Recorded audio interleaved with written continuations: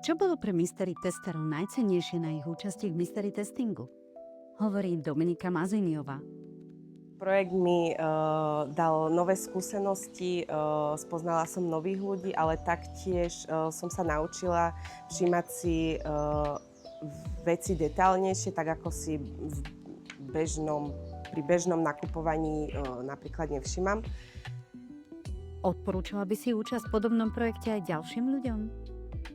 Odporúčila by som tento projekt a nakoľko, ako som spomínala predtým, mne ako osobe to dalo veľa skúseností a aj taký iný pohľad na svet. A myslím si, že čím viacej ľudí by bolo zapojených do tohto projektu, tým by sme zlepšili kvalitu služieb. Rozdiely nepredstavujú prekážku, ale hodnotu. Buďte hlasom zmeny spolu s nami a pridajte sa k nám. Projekt Jedinečný 360 od bariér k príležitostiam od handicapu k sile jedinečnosti je spolufinancovaný Európskou úniou v rámci programu Slovensko. Projekt cez Mystery Shopping inkluzívnym službám pre mladých je spolufinancovaný Európskou úniou. Vyjadrené názory a postoje sú názormi a vyhláseniami autora alebo autorov a nemusia nevyhnutne odrážať názory a stanoviska Európskej únie alebo Národného inštitútu vzdelávania mládeže NIVAM.